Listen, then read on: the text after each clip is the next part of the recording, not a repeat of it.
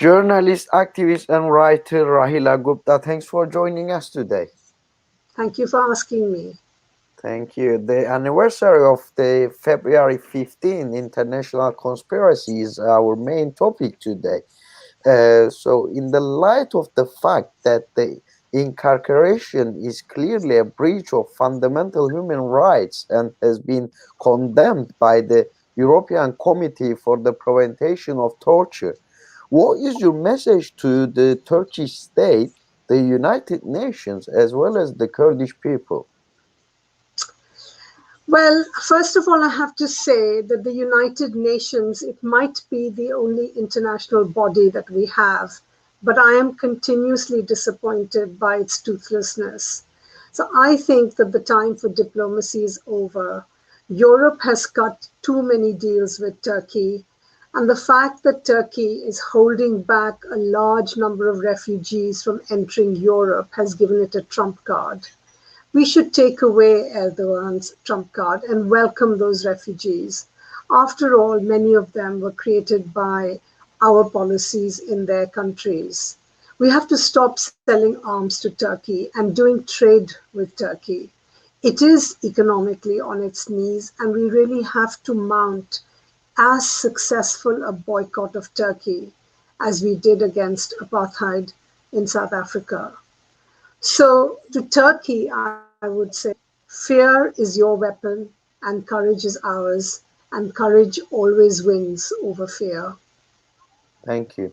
Uh, uh, you have a really nice poem that you would like to read out on our program for the 15th of February for the Kurdish leader, Mr. Abdullah Ocalan. We would like to hear the poem from you. Okay, I just wanted to show you this. It was published in this book, Freedom Poems for Ocalan and by Peace in Kurdistan. So it's a poem addressed to Ocalan in prison, and I think it is a good way of commemorating his 22 years. It's called The Eye of the Revolution.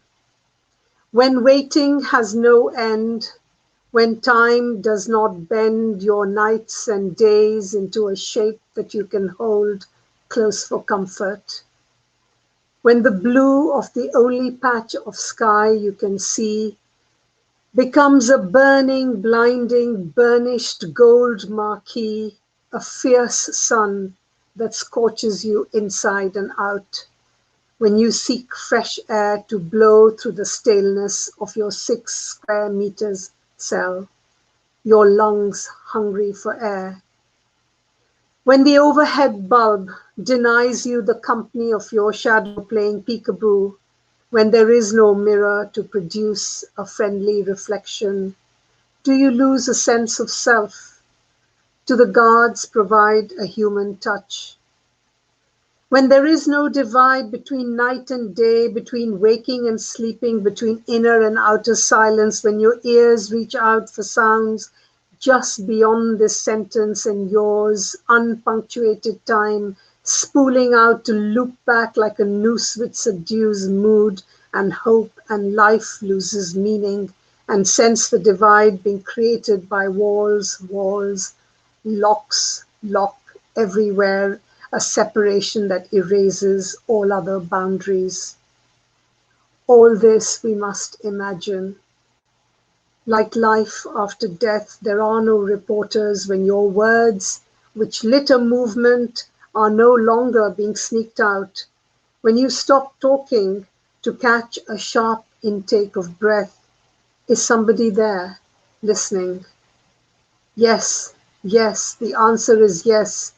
Carried to you on that sun scorched air, yes, I can drop the anchor that will moor you to the world.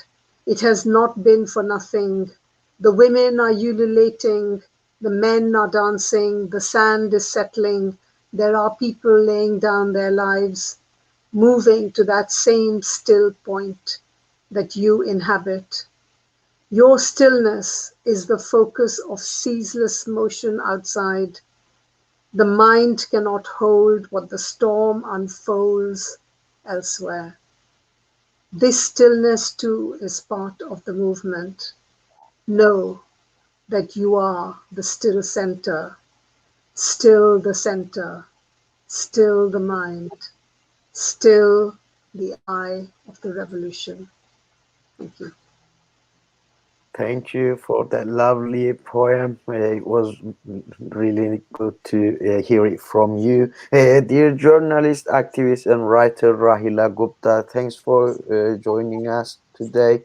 Thank you for your comments and thank you for reading out the lovely poem. Thank you. Thanks.